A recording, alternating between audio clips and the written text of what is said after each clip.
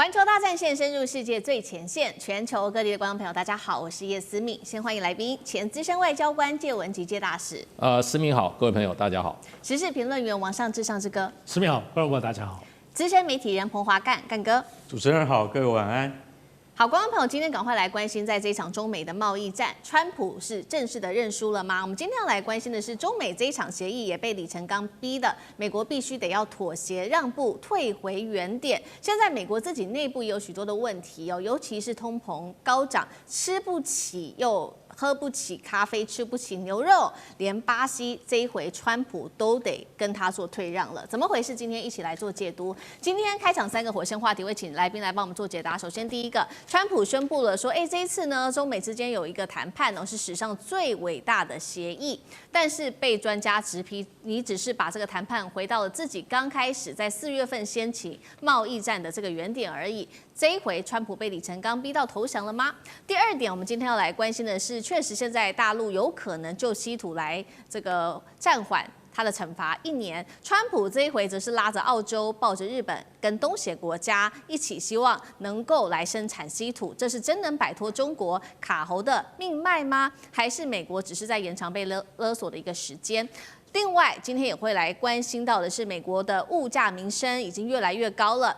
川普的美国优先现在变成了民生地狱，不管是在牛排或者是咖啡的价格越来越高。这一回他向巴西低头了，是贸易政策上面他终于又是再度的 tackle 了吗？今天都会一起的来做解读。好，川普的亚洲行这一回呢都还没有结束，但是已经在北京面前低头投降了。川普他高调的宣布说，在这一场中美贸易战，我们已经达成了历史性的一些初步的共识。接下来呢，我们会取消对于中国本来要加征的100%的关税，来换取中国大陆对我们延后1年实施稀土的出口管制，并且他说呢，中国会恢复采购美国的大豆，也会配合打击芬太尼的走私。看似之下，好像是川普在高调的宣示说，终于有一个重要的外交胜利。但是专家一句话打脸，这个协议啊，现在看起来根本就只是让美国回到了当时贸易战开打之前的一个状态了。为什么这么说呢？因为美国农民、美国大豆农民的困境到现在还是没有被解决啊。另外一点就是，美国仍然陷入在稀土供应链的危机，这个到目前也都没有被解决啊。另外一方面，这个中国大陆的商务部副部长李承刚一句话也揭穿了真相，他提到了双方这一次谈判针对了出口管制、301跟芬太尼等议题做讨论，还包括了船舶的收费的费用哦，都有一些初步的共识了。代表说，接下来美方必须要做的，就是要先撤回对中国跟他的子公司的2级制裁，以及美国对中国船只加收的港口费，否则是中国不可能推迟稀土的出口管制的。再来，大豆协议也是中国以战逼和的成果，北京已经暂停购买美国的大豆，如今逼的美方求北京来买大豆。川普是被迫求饶吗？今天节目一开始来特别请教大使了，这一场这个川普宣布的重大的外交成果，结果被专家打脸说你只是回到贸易战的起点，4月份的起点，这是川普认输了吗？李承刚的话来做解读的话，到底中美之间达成了什么重要的协议吗？大使怎么看？应该是回到这个4月，或最起码是去年9月啊，也是就是这一次中美高层的有关贸易协议的上一次的那个结论，所以呢，其实李承刚的讲法是比较这个怎么讲呢？比较像外交式的讲法，就变成他会触及了这些问题，还有出口管制、301关税、芬太尼船舶收费哈，他说达成共识。那这些部分的话，那贝森特就没有出来讲了，达成什么共识？因为这个船舶收费部分，这个是这个今年9月15，在这个在斯德哥尔摩会谈以后啊，美国又外加的东西。那中国大陆任何人去跟美国谈判，一定会说你9月15到14到15，在当时做那个协议之后的行为的话，你都应该要撤销，就包括这个船舶。那301关税的话，也是美国一个新的议题啦。那如果美国要准备在301上对中国大陆跟美国之间在就是2021年就是说川普1.0时候达成那个贸易协议啊，要开始算账的话，那这个问题很严重。所以我觉得就是说，以中国大陆谈的立场，一定是回到我们9月14跟9月15才达成那个协议哈，我们回到那个原点之后，你美国外加的任何措施你都要收回。是，我想这个是一个很公平的一个谈判的方式。另外一方面就是说，这个中国大陆要换的话，那事实上的话，我觉得额外给美国的就是什么？就是这个就是说啊，这个稀土的这个管制，全产业链的管制。那问题我一直在想，就是说，你用稀土的全产业链管制，把它缓息1年，1年以后它成，那美国付了什么代价？这一点，这个贝森特都不敢提。那我觉得这个部分现在双边这个李成刚讲的比较清楚。我们现在下一个阶段就是把这一次的双边谈判的共识我们回去走另外一个程序，也就是审批的程序。你今天贝森特，你也不敢说我们今天谈到这个我们美国就买单。李成刚也不能说美国各自抱回去，川普要去同意，然后习近平要去同意，同意以后才会有30号的在韩国的习川会。那到目前为止，一直到昨天，中国大陆的外交部发言人记者问到他了，他都没有说习近平要跟川普见面了。对，他说这个问题我们在磋商，有进一步消息我们会告诉你。是，今天几号了？28了。对，对不对？29。那不可能30号才宣布吧？所以就这1-2天，那一定是什么？中国大陆习近平还没有说我要见你之前，还有很多事情要弄清楚。那这种就是说这一次谈判，我觉得美国大概是这一段时间，川普上任以后跟中国大陆在贸易谈判上可能是最困难的一次。是，中国大陆立场非常强硬，因为就是说，光就经贸问题来讲的话，中国大陆已经讲得很清楚了那么要打就奉陪到底，而且今年9月到9月为止，我们看统计数字。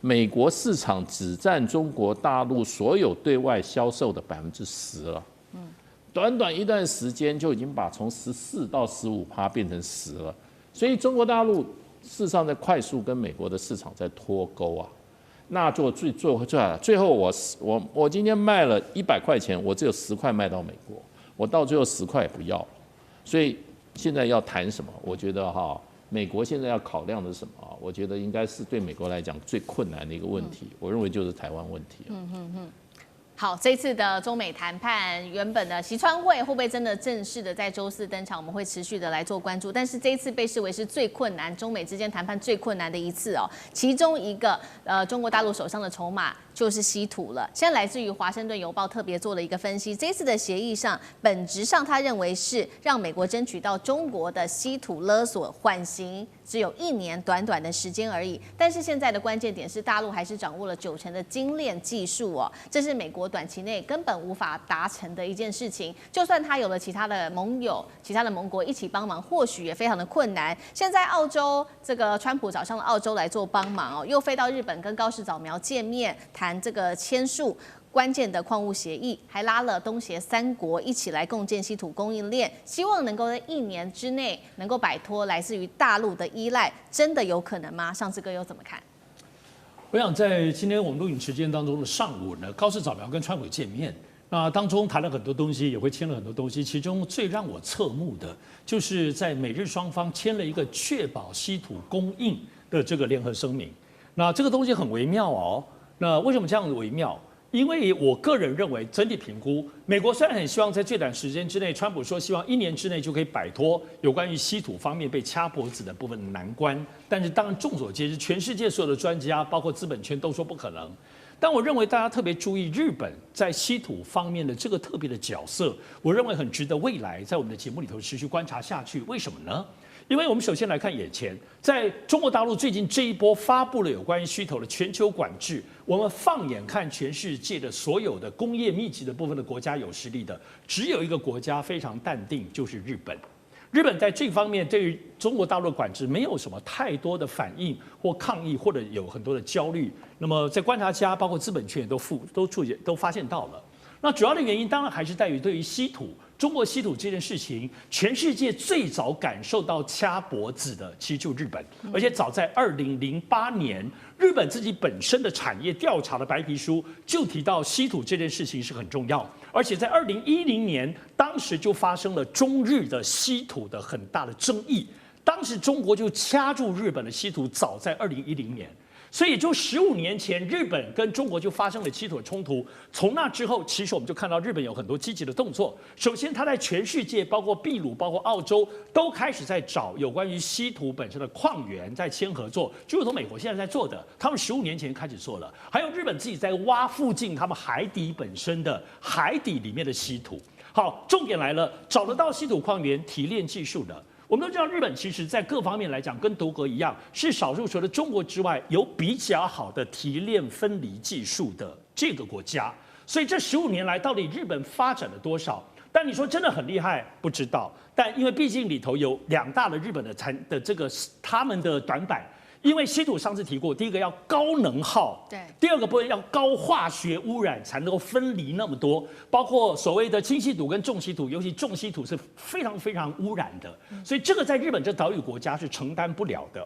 好，所以但是日本我们都知道，这些年来，它10几年来不断的在储备它的所谓的稀土的储备，跟中国买，跟到处买，所以它的国家的储备力可能有，甚至眼前有能力分一点，供应一点给美国。所以在这次的跟川普签约里头，是不是有这样的态势？而且我最后要提醒大家，除了日本这些技术之外，有没有可能日本针对它未来投资美国的5500亿当中，排配比较高的比重放在稀土产业，不在日本，比如说在美国呢？因为他们可能有比较接近中国的大陆的技术，而且把这一块的金额一旦放在这里的话，我认为是美国欢迎。我认为高市早苗在这一波针对稀土有这么样的重点，在这次直接送给川普，应该是有备而来。我们等着看日本在整个中美稀土战当中，未来有没有一点微妙跟关键的角色。